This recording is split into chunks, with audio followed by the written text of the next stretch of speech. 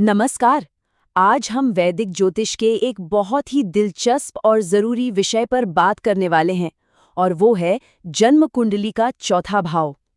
हम classical text बृहत्पराशर होरा शास्त्र के आधार पर ये जानेंगे कि अलग-अलग ग्रहों की चाल हमारे घर, सुख और मन की शांति पर कैसे असर डालती है।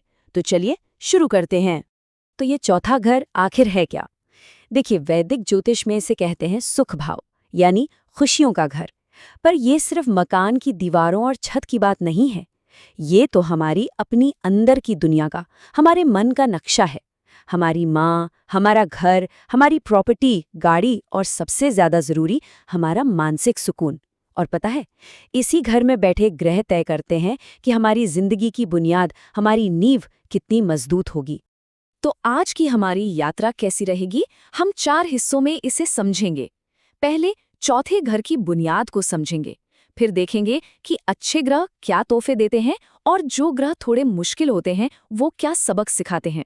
और हाँ, आखिर में उस एक चाबी की बात करेंगे जो सारे समीकरण बदल सकती है। चलिए तो शुरू करते हैं हमारे पहले सेक्शन से, सुख का भाव।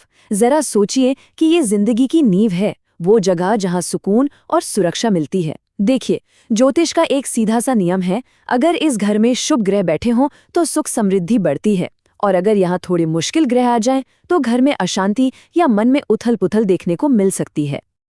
तो अब बात करते हैं उन ग्रहों की जो तोहफे लेकर आते हैं। जब अच्छे शुभ ग्रह चौथे घर में बैठते हैं तो क्या होता है?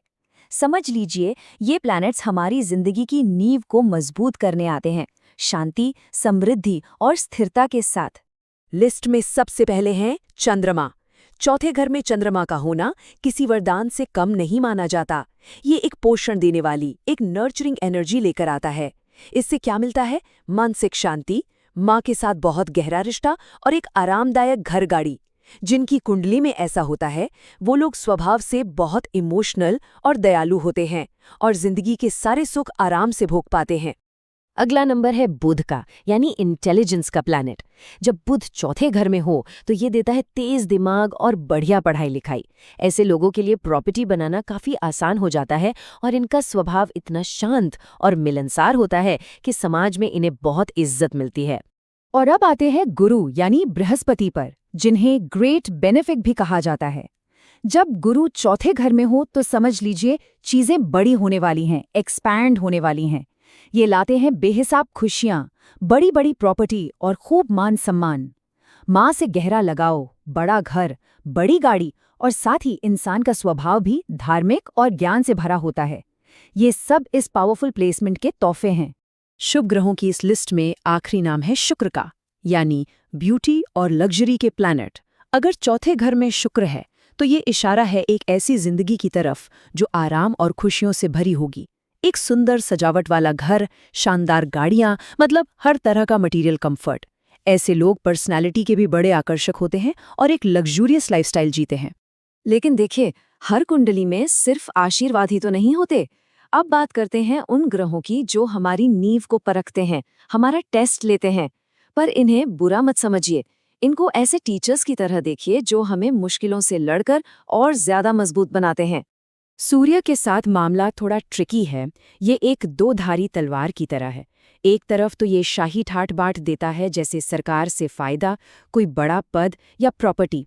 लेकिन दूसरी तरफ यही सूरज की गर्मी थोड़ी बढ़ भी सकती है, जिससे घर में ईगो क्लैश या माँ के साथ थोड़ी अनबन हो सकती है। अब बात मंगल की, घर में बैठा योद्धा। ये एनर्जेटिक प्लैनेट जमीन जायदाद से बहुत फायदा करवा सकता है, खासकर अगर कुंडली में इसकी पोजीशन अच्छी हो। लेकिन यही वॉरियर वाली एनर्जी घर के अंदर झगड़ों का कारण भी बन सकती है।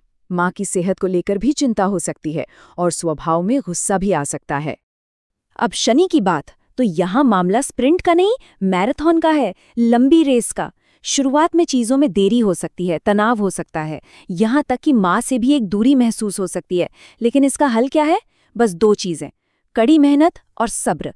और जो लोग इस परीक्षा में पास हो जाते हैं ना, उन्हें मिलती है स्थायी ठोस सफलता, जो वक्त के साथ और मजबूत होती है। चलिए अब आते हैं राहु पर। राहु का नाम आते ही एक सवाल दिमाग में आता है, क्या ये कुछ अनकन्वेंशनल, कुछ हटके करने की चाहत है, ये एक ऐसा ग्रह है जो हमेशा कुछ अनएक्सपेक्टेड लेकर आता है, जो बने बनाए नियमों को तोड़ता है। तो ये जो अनकन्वेंशनल चाहत है राहु की, ये दिखती कैसे है? हो सकता है विदेश में घर मिल जाए या इंसान एक अल्ट्रा मॉडर्न लाइफस्टाइल जीने लगे, पर इसके साथ ही मन में एक बेचैनी से भी बनी रहती है। राहु के साथ सीधा नियम है कि कोई नियम नहीं है। अचानक से बहुत कुछ मिल भी सकता है और अचानक से सब कुछ जा भी सकता है।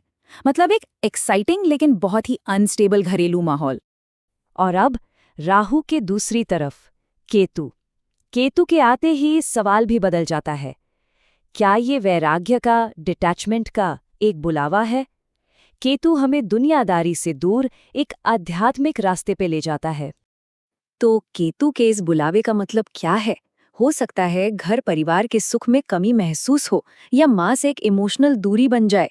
अंदर ही अंदर एक अकेलेपन का एहसास भी हो सकता है। लेकिन इस कमी का भी एक मकसद है। ये एक जोरदार स्पिरिचुअल पुश है जो हमें बाहरी सुख सुविधाओं के बजाय मन की शांति खोजने के लिए प्रेरित करता है। तो हमने सभी ग्रहों का सफर तो कर लिया, लेकिन कहानी अभी खत्म नहीं हुई है, क्योंकि ज्योतिष में चीजें इतनी सीधी नहीं होती जितनी दिखती हैं। अभी एक आखिरी और सबसे जरूरी चाबी बाकी है जो सब कुछ बदल सकती है। ज्योतिष में ना, इन सारी भविष्यवाणियों के ऊपर एक नियम काम करता है, एक ऐसा सिद्धांत जो किसी भी ग्रह के असर को पूरी तरह पलट सकता है। ये सबसे जरूरी नियम है जिसे कभी नहीं भूलना चाहिए। और वो नियम है, कॉन्टेक्स्ट ही सब कुछ है। कोई भी ग्रह अकेले काम नहीं करता। हमें ये देखना पड़ता है कि ग्रह में कितना दम है, वो किस राशि में बैठा है, कौन से दूसरे ग्रह उस पर नजर डाल रहे हैं, और सबसे जरूरी बात, इंसान की दशा कौन सी चल रही है, मतलब कौन से प्लैनेट का टाइम पीरियड चल रहा है। ये सारी चीजें मिलकर किसी भी आम भविष्यवाणी को पूरी तरह से बदल सकती हैं। तो हम आज की बात इसी सवाल पर खत्म करते हैं। आखिर कौन सा ग्रह किसी के मन की दुनिया को, उसके सुख और सुरक्षा की नींव को बनाता या बिगाड़ता है?